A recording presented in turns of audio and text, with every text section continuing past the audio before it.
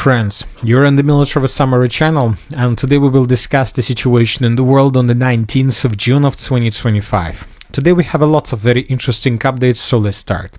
And during this video we're going to discuss the situation in the Middle East, another round of escalation, but this video, when talking about the situation in the Middle East, we're going to pay attention to China, because we see that China enters the game. China decided not to be in the shadow. China decided to join this game, and obviously, and according to information we had during the previous 24 hours, we see that China is going to take full responsibilities for the defense of Iran, for intelligence information, for production, for everything. So China will give the Iranians everything they need with the purpose to fight with the United States of America and of course with Israel.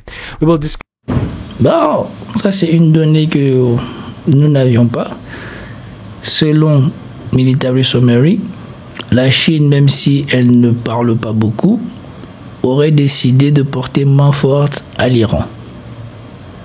Discuss this in details because this is very interesting situation. And of course, during this video we're going to talk about the special military operation where the Russians continue their offensive along the entire line of combat contact, and we're going to discuss the most important updates that are coming from the Konstantinovka direction, where the Russians during the previous 24 hours managed to improve their position significantly and basically took hot and cauldron the forces of the armed forces of Ukraine. So let's start in details and let's talk about the Middle East. As we discussed during the previous video, the United States of America finished their process of evacuation of their assets from the Persian Gulf. We're talking about the states of Qatar and Bahrain. The United States of America evacuated their aircrafts from this area, from the biggest airfield in the state of Qatar, and the United States of America evacuated their navy. They left the Persian Gulf towards more reliable positions. As we just Ok, bon, première information importante, ça aussi ça a été révélé. J'ai vu que Xavier Titelman, il a publié une vidéo où on montre ça. On montre que les manœuvres américains donneraient plus ou moins, ou suggéraient l'idée plus ou moins que ils se préparent plus ou moins à porter main forte à Israël face à l'Iran. Parce que normalement, tous ces bases-là, c'était ce qui rendait les Américains fragiles, parce qu'ils n'auraient pas pu concentrer leurs moyens de défense sur toutes leurs bases. Et donc, ils vident certaines bases et concentrent les bases là où ils pourront mieux les défendre. Discussed, the United States of America did this because if anything starts with Iran, obviously these two bases would be attacked by the Iranians immediately, and obviously everything would be destroyed within several hours after something happens between Iran and the United States of America. But the thing is that currently the Persian Gulf is not empty, because today we got probably the most important update that satellite photo confirmed two electronic surveillance ships, 855 and 815, are both in Persian Gulf, and these two ships belong to China. So, and these ships can track planes, missiles, guide missiles, as well as conducting electronic magnetic interference and intelligence analysis. So basically, the Chinese moved here. There are two ships in this area, in the area of Persian Gulf, and they will use this territory for reconnaissance operation with the purpose to track every single missile, every single plane, every single aircraft, every single bomber, including B-2 bomber that the United States of America most likely or probably will use during upcoming conflict between Iran and the United States of America and Israel. So chose importante, je comprends pourquoi la vidéo est longue. Chose importante.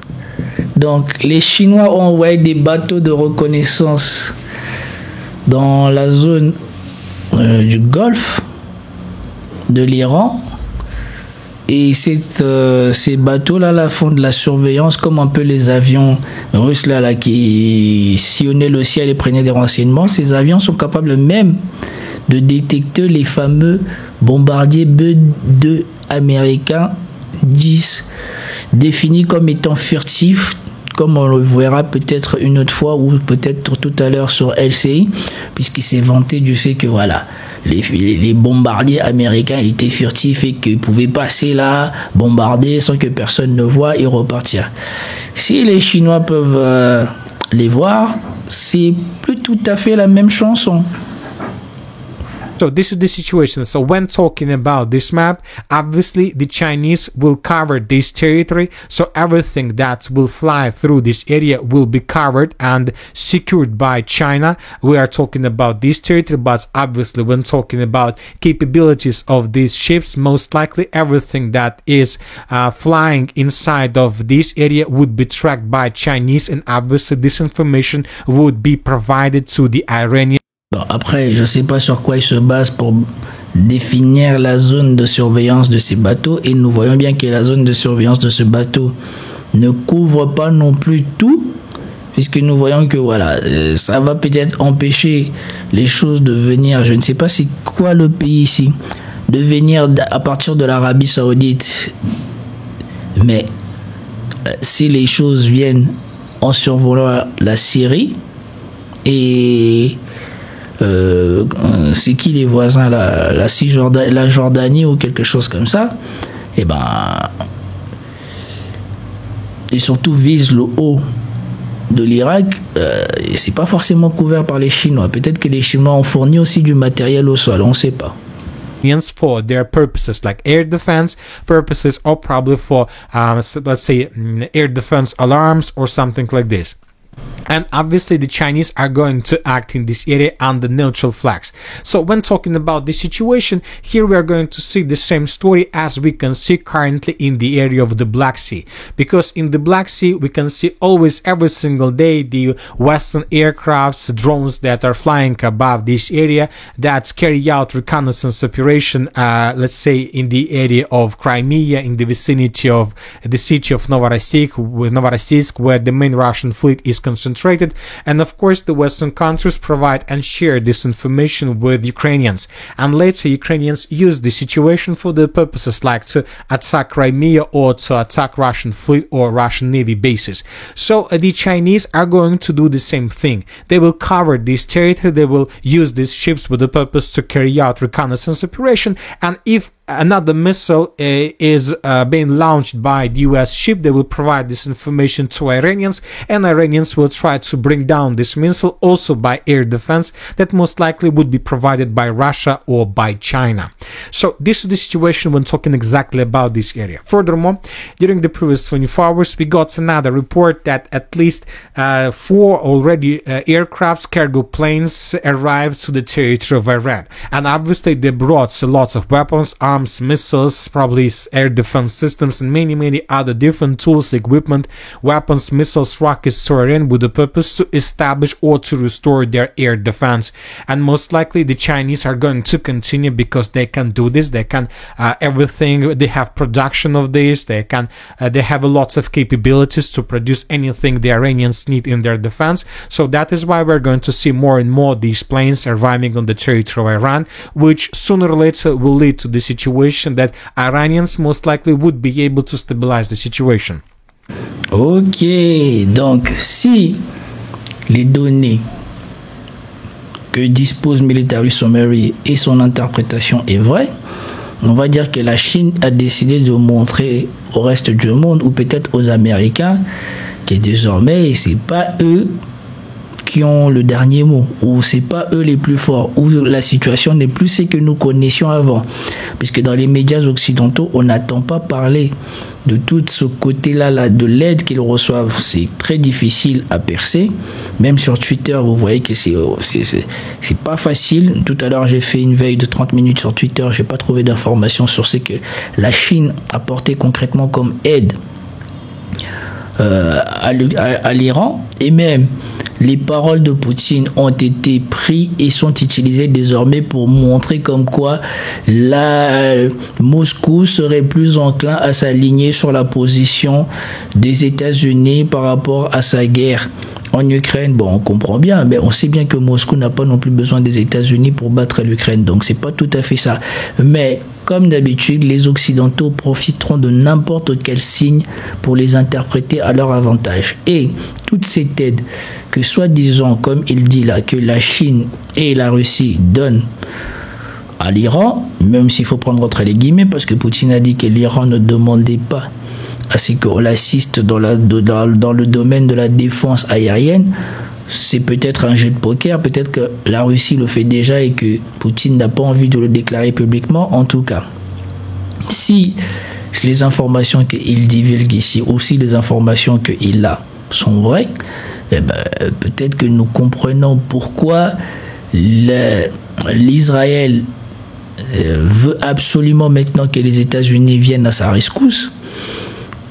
Et aussi peut-être pourquoi il y a un certain empressement, parce que si effectivement l'Iran réussit à rétablir le contrôle de son espace aérien avec les armes de protection aérienne que va lui donner la Chine, et surtout nous savons que ici, si en ce moment même de l'état du monde, il y a une personne qui est capable de produire en masse des armes, c'est bien les Chinois.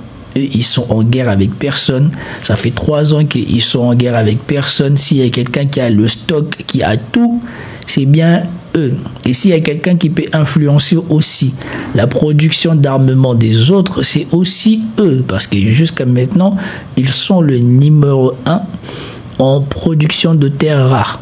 Donc, très intéressant. Je ne m'attendais pas à toutes ces informations en venant ici ce matin. En tout cas, en mettant military summary ce matin. It is very difficult to say how long it will take time, but obviously months or two and the situation can be stabilized. Another important thing that we got from this area, as we discussed a minute ago, that China would provide the Iranians full diplomatic services. What does it mean? For example, today we got very interesting statement that the Chinese call to Amani, and they discuss the situation in obviously in the Iran, in the area of the Iranian-Israeli conflict, and China tells Amman it cannot stand by and let Israel-Iran conflict escalate. So what does it mean? From this perspective, it's just a message. It's just a message, a simple diplomatic message, where the Chinese ask Amman not to allow the conflict to escalate more. But when talking about the real situation, obviously we understand that Chinese called today to Ammanis with the purpose to force them to close their airspace above the state of Amman.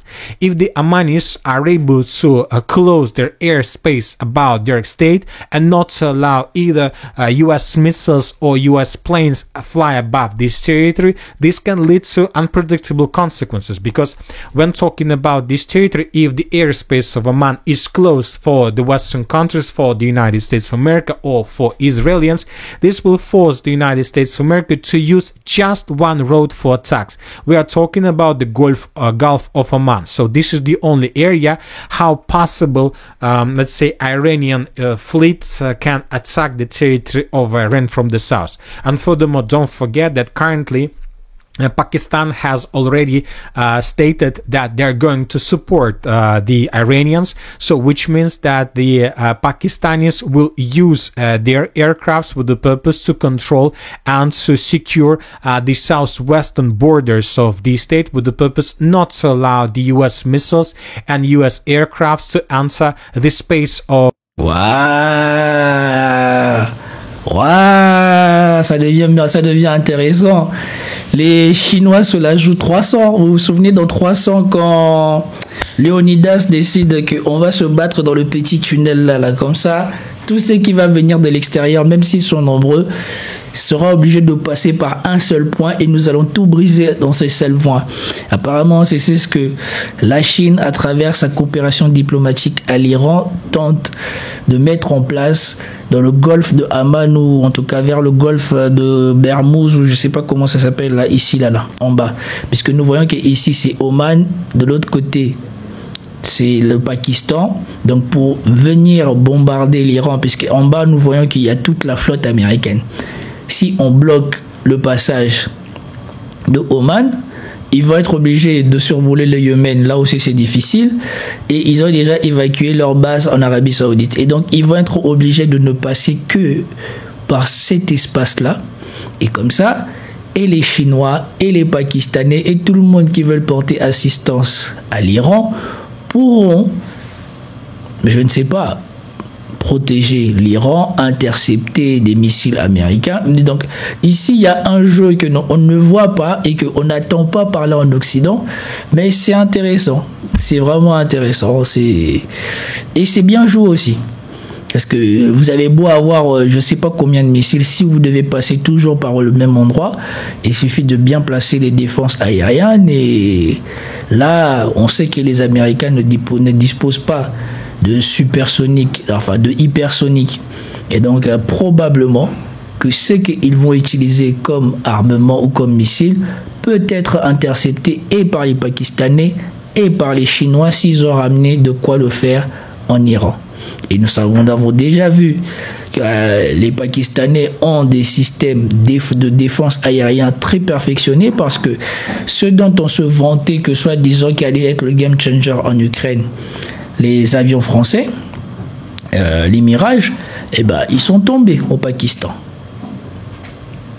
Of Pakistan, because this is going to be the violation of its state laws or something like this. So this is exactly what the Chinese are trying to do right now, and this is most likely the price that the Chinese are going to pay, or the Pakistanis are going to pay this price due to a favor that China made to Pakistan during the conflict between India and Pakistan by providing everything the Pakistanis needed in that war, and obviously the Pakistanis would be forced to follow these agreements.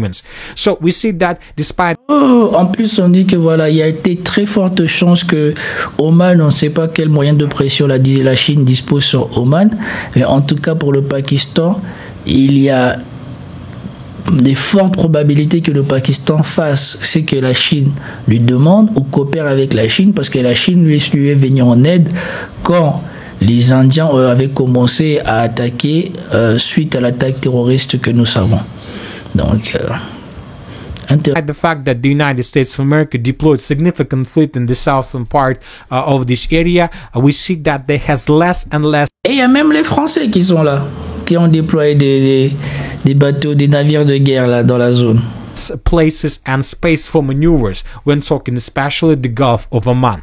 So this is the situation. Anyway, let's wait and see what is going to be next. But once again, if China are able to force Oman and Pakistan to do everything they ask, this will force and this will allow the United States of America to use just this corridor for attacks. This is too small space for attacks, obviously too small space, and this can lead to huge losses from the side of the US aircrafts or something like this. Donc là, le scénario du wargame que je vous ai publié sur Hertz Command Clip aujourd'hui, ce matin, que je l'ai relancé, que je l'ai laissé, ils sont encore empirés, puisque en 2022, dans le scénario, il n'était pas inclus que l'Iran aurait l'assistance du Pakistan, du Oman et de la Chine dans la zone. Donc les fanfaronnades des Européens par rapport au fait que soi-disant ils sont sûrs qu'ils vont faire tomber l'Iran, ou je ne sais pas qu'est-ce qu'ils pensent, ou que Israël va faire quelque chose, semble de plus en plus s'amenuire, parce que là, à la lumière de ces informations, on peut très largement relativiser ce qu'on attend sur les plateaux télé français. And once again, the Chinese are going to carry out all these operations like diplomatic and this surveillance operation using the neutral flag, which means that the United States of America, neither the United States of America nor Israelis would be able to attack these ships or to do anything with them, as the Russians still haven't found any solution how to fight with the reconnaissance drones and aircrafts of the Western countries and the NATO countries above the Black Sea. Another important call that was made today between China, what took place between China and Egypt. Today they discussed also the situation between Israel and Iran. They were talking about a non-escalation of the situation. They were talking about how to control the situation, how to de-escalate the situation, and what kind of things and what kind of role Egypt can do in all this situation. So the most important, how to create conditions for returning to negotiations. So this is the statements that were made by China after a call between Egypt and China. Of course, this is the version for us, for you, for me to understand what's just regular phrases without any specific. But when talking about the real situation, obviously the Chinese were calling to the Egypt authorities with the purpose to discuss the situation along the Suez Canal. For example, today, according to information we have, the UK aircraft carrier Queen Elizabeth has passed through the Suez Canal and is heading towards the Yemeni and then Iranian coasts.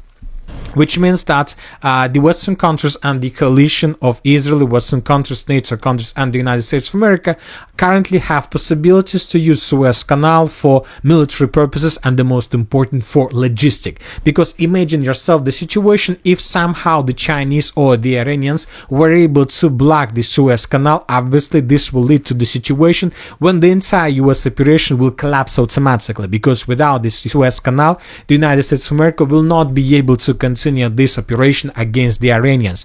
They will be forced to change their logistic using Africa as the main supply.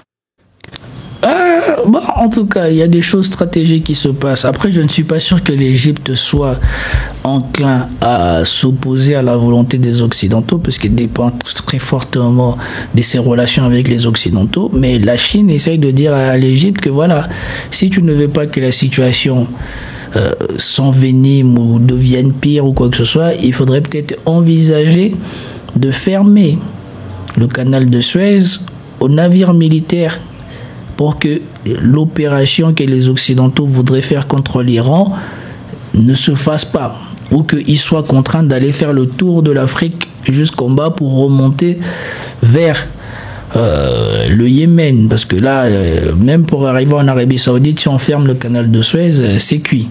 Donc, c'est judicieux, mais autant sur la partie Oman, Pakistan, je dis que peut-être qu'il y a des chances que ça se fasse, mais autant sur la partie Égypte, je ne suis pas sûr, parce que tout à l'heure je vous ai diffusé, ou en tout cas ce matin, je vous ai mis une vidéo qui montre à peu près comment les dirigeants arabes ne font pas grand-chose pour éviter que les choses n'arrivent, et surtout pour éviter qu'Israël se croie tout permis. By road, and this is too long, too much, and obviously very expensive. But the question is whether the Egyptians are able to close this canal, Suez Canal, or to limit this canal for some vessels or ships under the pressure of China. And when talking about this situation, we can discuss the Constantinople Convention of 1888. And according to this convention, Egypt doesn't have the right to limit or to restrict the use of the Suez Canal, neither by vessels, commercial vessels, nor by military ships. So everybody in the world during any period of time, either both war or peacetime, can use canal without any restrictions and without any limits, which means that both the United Kingdom, the United States of America, and the Israelis will be able to use this canal for their military purposes and the most important for logistics. Voilà pourquoi je me dis que tout ce qui s'est passé avant s'est fait au profit de l'Occident. Regardez le traité de 1900 ou de 1800 qui a été signé avec l'Égypte. Je vais revenir à ça parce que ça c'est très intéressant ce qu'on apprend ici. Le traité de 1888 signé par l'Égypte. Le traité de Constantinople. Elle interdit à l'Égypte, qu'en temps de guerre ou de paix, d'empêcher les Occidentaux d'utiliser le canal de Suez, que ce soit avec leurs navires civils ou avec leurs navires militaires. Regardez un peu les contraintes qu'on fait signer aux gens. Et l'Égypte ne peut pas sortir, et surtout pour vous montrer que l'Égypte est à la solde des Occidentaux, l'Égypte n'a jamais dénoncé ce traité qui clairement lui retire de la souveraineté sur son canal de Suez. Concrètement, on ne peut pas dire qu'il est souverain sur le canal de Suez puisqu'il n'a pas le droit de faire la loi dessus. Par contre, Trump, quand il est arrivé, la première chose qu'il a fait, c'est aller faire la loi pour le canal de Panama. Et ça, tout le monde a accepté. Et les Hongkongais qui détenaient le canal de Panama se sont fait de l'argent comme c'est pas permis pour que les Américains puissent reprendre le contrôle du canal de Panama. Tout ça pour reprendre la souveraineté de qu'est-ce qui se passe et comment ça se passe à cet endroit-là. Mais par contre, on vous dit ici l'Égypte, c'est chez elle. Mais on s'est assuré, il y a déjà, comme je dis, là c'était même pas au XXe siècle, au XIXe siècle, on s'est assuré que cet endroit-là, ils n'ont pas leur mot à dire là-dessus sur ce qu'ils font là-bas. And without any limits, which means that both the United Kingdom, the United States of America, and the Israelis will be able to use this canal for their military purposes and the most important for logistics. But of course, every single rule has its own exception.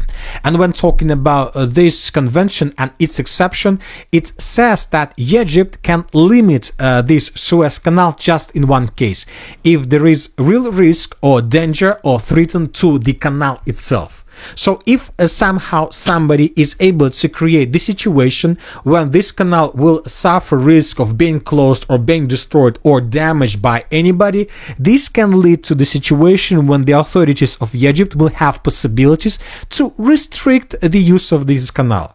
So imagine yourself the situation, let's say another Est-ce que vous attendez ce qu'il dit? L'Égypte n'a le droit de fermer le canal de Suez que s'il y a un risque de danger imminent sur le canal de Suez. Donc ça veut dire que les Occidentaux qui viennent passer là, eux, ils vont pas prendre le risque de tirer là-dessus ou pour de donner à l'Égypte l'occasion de pouvoir prétendre avoir le droit légitime de fermer le canal. Mais par contre, ce sont les autres qui, s'ils veulent pas que les Occidentaux passent, vont être obligés de tirer sur le canal. Et donc, après, les Occidentaux pourront dire que voilà, c'est un acte terroriste. Non, c'est incroyable. C'est que ces gens-là ont fait, comme a dit Emmanuel Todd, les Occidentaux ont abusé du monde, ont utilisé du monde, ont exploité le monde à leur profit.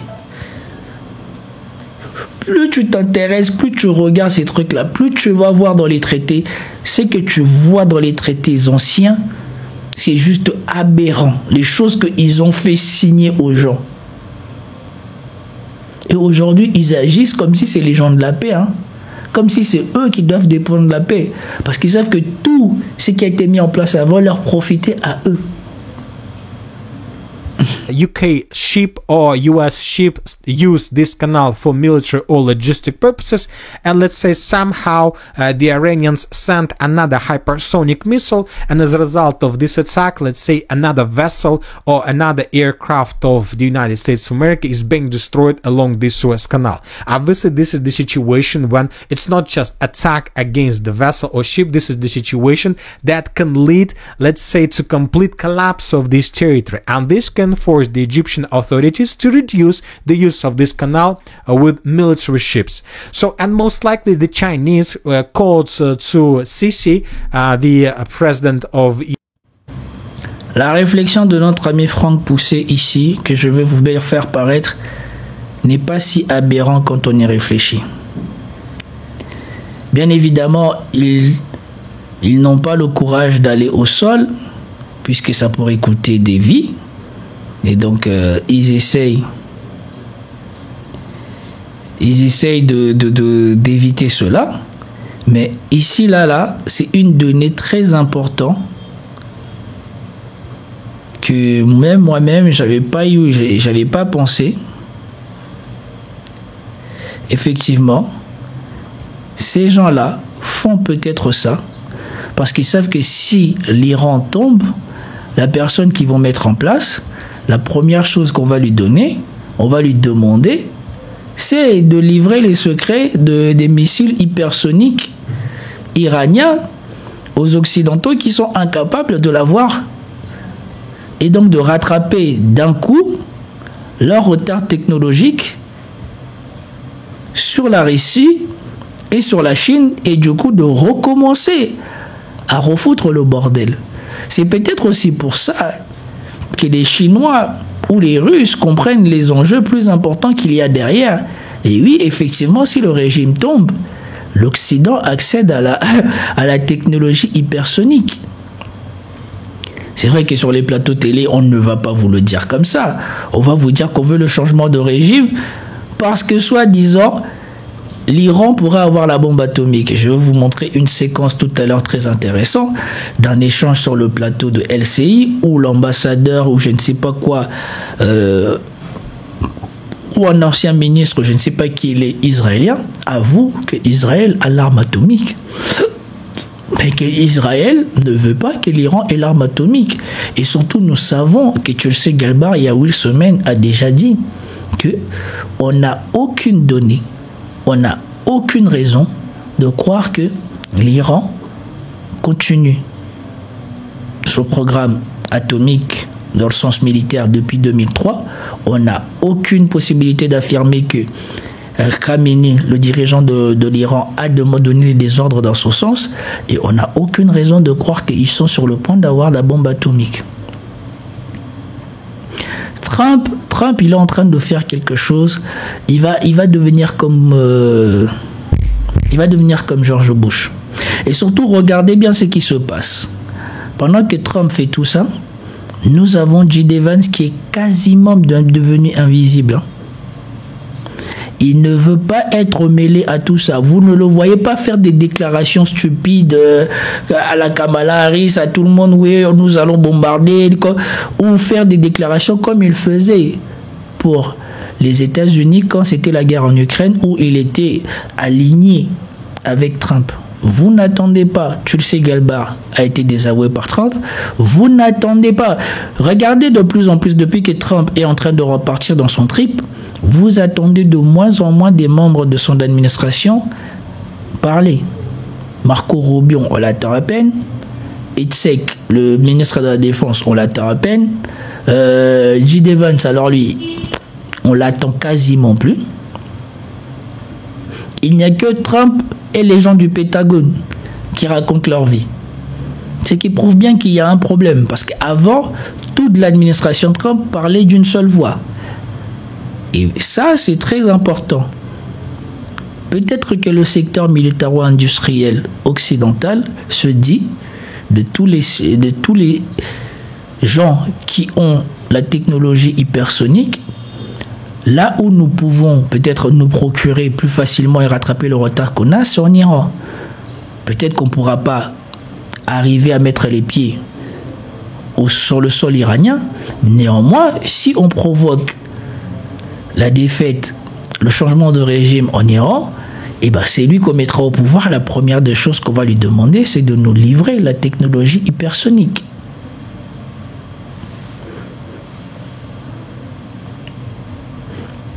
Et donc, remarque très intéressante que je voulais placer avant qu'on continue. Egypt exactly to discuss the situation. Once again, Egypt can't close the canal right now. They can't do anything with this because this is going to be probably a break of the rule, international law, and this can lead to unpredictable consequences to Egypt itself and so on. So that is why. But if something happens, this can lead to a very interesting situation. So most likely the Chinese were talking about this. Obviously, China has some influence on Egypt, and most likely they were talking and discussing this situation as well. And most of all, and the most interesting, that these days we're going. Si les Égyptiens sont aussi malins ou sont téméraires ou sont inventifs comme les Occidentaux qui se permettent tout, l'Égypte peut invoquer le principe de précaution. Comme quoi, nous sommes à la portée de tir. Là où on dit oui, les Iraniens, ils prennent le risque avec leurs missiles balistiques de toucher l'Europe. L'Égypte peut dire que nous sommes à la portée des tirs des missiles balistiques iraniens. Le canal de Suez contribue à agrandir le danger, la menace sur l'Iran. Et donc, ce passage fait passer de l'armement pour atteindre l'Iran et donc constitue une menace pour l'Iran et indirectement est en train de faire de nous une menace pour l'Iran qui justifie que par principe de précaution, pour éviter qu'il n'y arrive quoi que ce soit, nous fermons le canal de Suez. Normalement, si l'Égypte aurait été assez puissant et bien soutenu, tu invoques le principe de précaution. Les Occidentaux et Israël, ils invoquent quoi pour tout ce qu'ils font en Iran? Ils invoquent même pas le principe de précaution. Ils invoquent le principe de préventif, le principe de préemption. Des bêtises qu'ils ont inventées pour soi-disant se passer du droit international. Des principes qui n'existent même pas, qui ne sont même pas des exceptions. Mais l'Égypte, elle pourrait faire invoquer le principe de précaution, qu'elle ne veut pas que la situation en arrive là et qu'elle ne veut pas être complice de ce qui pourrait arriver. Elle peut ça. Et ça serait valable. Mais ça demanderait que des personnes la soutiennent, parce que si elle fait ça, c'est valable en droit international, mais je peux vous dire que les Occidentaux vont lui tomber dessus. Ils vont même oublier qu'eux-mêmes, ils invoquent de principes de préventivité ou de préemption pour aller attaquer l'Iran. Going to see China more and more. And the most important thing is that today the Chinese had a call and conversation with the president of the Russian Federation, Vladimir Putin. Comrade Xi Jinping talked with Putin. They discussed the situation in the world. They discussed the situation in the Middle East, and they discussed and they came to conclusion that they are both on the same side.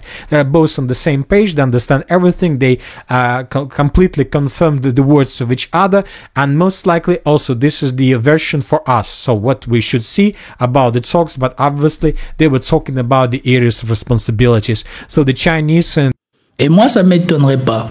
Malgré ce que les Occidentaux essayent de faire croire que soi-disant Poutine serait plus enclin à coopérer avec les États-Unis ou quoi que ce soit, souvenez-vous, au début de l'invasion ou de l'opération spéciale, quand Poutine s'est rencontré avec Xi Jinping, et qu'ils se sont serrés la main devant tout le monde et ils ont déclaré qu'ils vont changer le monde.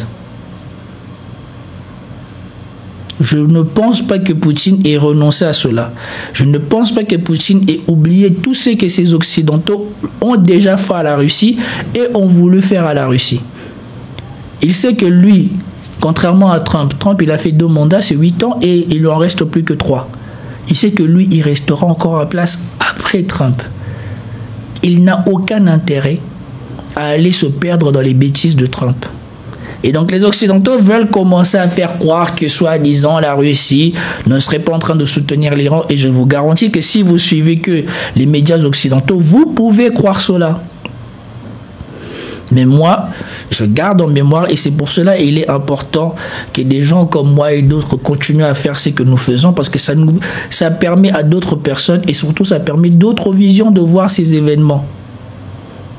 Parce qu'à chaque fois qu'on vous zole des images présentes pour vous couper du passé ou pour vous couper de ce qui est déjà arrivé. Mais ici, la Chine, les BRICS, la Russie, et surtout la Chine et la Russie, qui ont un avantage stratégique important sur les Occidentaux avec la technologie hypersonique, eux ont zéro intérêt à laisser l'Ukraine tomber ou à laisser le régime ukrainien tomber. Parce que si ça se fait, de facto, les Occidentaux vont donner à celui qu'ils vont mettre à la tête de l'Iran tout ce qu'il veut, comme ils ont fait en Syrie. Souvenez-vous comment ils ont effacé l'ex-terroriste de toutes les listes où il était, et ils ont enlevé toutes les sanctions qu'ils avaient mis sur la Syrie. Et qu'est-ce que nous constatons quelques mois plus tard? Le ciel syrien sert de passage pour aller attaquer l'Iran. Et donc, si jamais ils réussissent à faire ça en Iran, ils vont donner tout ce qu'ils ont à l'Iran pour que l'Iran leur permette de rattraper le retard technologique qu'ils ont. Et là, on va rentrer dans une phase où ça sera le bordel pour le reste du monde. Parce que vous avez vu comment ils attaquent les gens. Ils justifient tout ce qu'ils ont à faire. Alors si jamais ils sont aussi forts que la Chine ou la Russie, qu'est-ce que vous pensez qu'ils vont faire au reste du monde? And the Russians discussed what exactly each side should do with Iran, with its defense, what the Russians are going to do, what the Chinese should do with the situation, how to stabilize the situation, how not to lose control over the entire state, how to save and to secure the leadership of Iran, and who is going to do what. The Chinese is going to be responsible for intelligence, for shipment, for supplying support, for diplomatic services, and most likely, and I expect and I believe that Russia will provide the Iranians maybe some air defense systems, maybe missiles, maybe something like this. Maybe they will try to secure the aircraft, or maybe the Russians will also play as a diplomatic services. Anyway, now we clearly see that China and Russia is going to stand behind Iran. The United States of America, the United Kingdom, and many other Western countries are going to stand behind the Israelis. And the situation continues escalating, so let's wait and see what. Alors là, franchement, je ne m'attendais pas à cette phase. Je ne m'attendais pas à cette phase. Et ici, nous allons voir quel est le réel poids maintenant du duo russo-chinois ou chino-russe. S'ils réussissent à porter main forte à l'Iran, à faire tenir le régime iranien et à faire tomber dans l'eau la propagande occidentale sur oui, les États-Unis vont rentrer et on va tout renverser en Iran. Si ils tiennent, là vraiment ça va être la der des der. Parce que dans ce conflit, les États-Unis veulent montrer leur capacité à aller au bout, soi-disant en utilisant leur B2. Si ils vont jusqu'à là et que l'Iran s'en sorte, le régime iranien s'en sorte, et que surtout par malheur, les défenses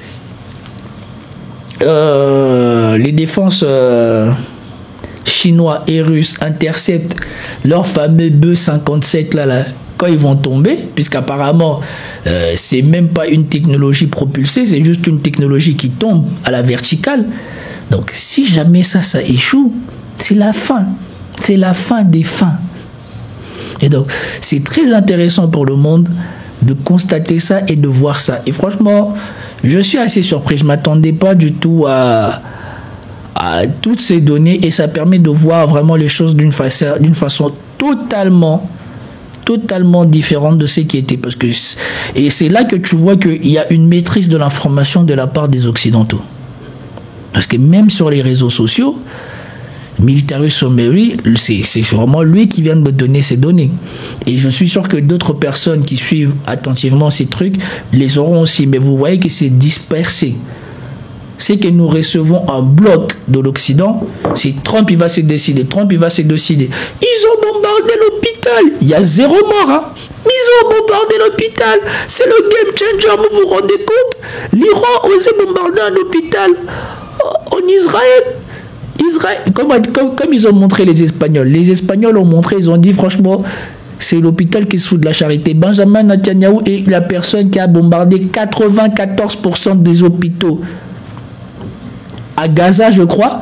Et là, c'est même pas la bombarder l'hôpital. Soit disant, il y a une aile d'hôpital qui a été touchée. Il faut faire la merde.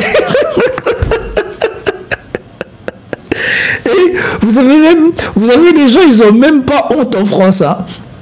Quand on bombardait les hôpitaux à Gaza, on les attendait à peine pleurer pour les milliers, les centaines de morts de Palestiniens.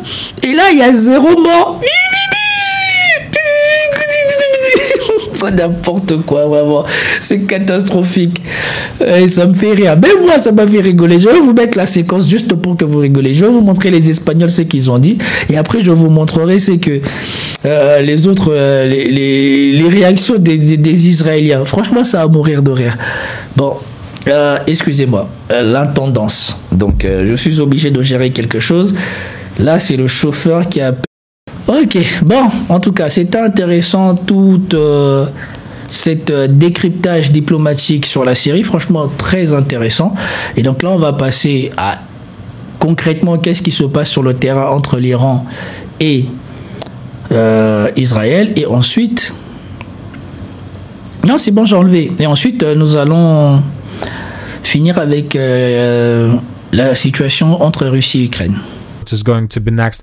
And today we got another round of escalation. Once again, today, according to information we have, the Israelis attacked the nuclear reactor in the area of Iraq. This is, let's say, not functioning reactor. The Iranians were planning to launch this reactor just in 2026, but obviously this is the loss of huge money from the Iranian side, because as I understand, they were planning to finish the construction and so on. But today we got this video.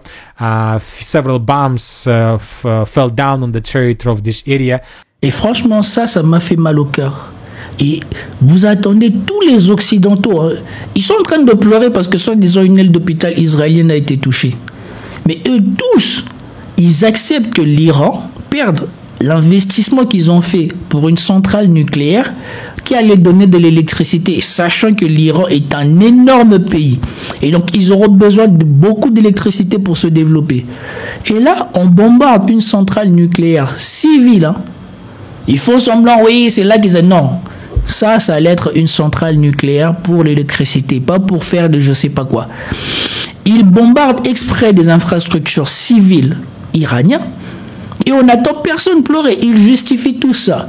Moi, franchement, ce que j'aimerais voir, c'est les Iraniens qui réduisent à néant les infrastructures énergétiques israéliennes. Comme ça, on va voir si eux aussi vont trouver que c'est normal, que voilà, c'est la guerre et c'est normal. Parce que eux, la dernière fois, il y a une folle qui a dit quoi? Oui, mais pour taper le nucléaire iranien, c'est normal après qu'il faut taper toutes les autres infrastructures civiles qui participent au fonctionnement du nucléaire iranien. Quoi? Mais dans ce cas-là, il faut frapper toutes les infrastructures énergétiques israéliennes pour les empêcher de faire tout ce qu'ils font avec leur ministère de la Défense et leur espionnage. Il ne faut pas pleurer aussi si on leur fait la même chose. Franchement, c'est d'une hypocrisie. Quand j'ai vu ça là, autant, quand soi-disant ils ont dit ils ont frappé les centrifugeuses ou quoi que ce soit, ça ne me posait pas problème. Maintenant qu'ils savent que voilà, ils ont quasiment zéro chance d'atteindre là où l'Iran stocke son matériel nucléaire qu'il soupçonne d'être enrichi à plus de je ne sais pas combien de pourcents, il commence à détruire les infrastructures civiles des gens sans raison. And obviously, this is another round of escalation. And as a response to this attack, the Iranians called the Israelis to abandon their positions in the area of Dimona, evacuate Dimona nuclear facility. Israel must immediately evacuate this area. So probably we should expect the Iranian attack exactly. Franchement, si les Iraniens rasent le secteur là, la Dimona, moi, comme disait Chirac, ça m'en bouge une, ça m'en bouge l'autre. Je serai tranquille et je trouverai ce sera tout à fait normal.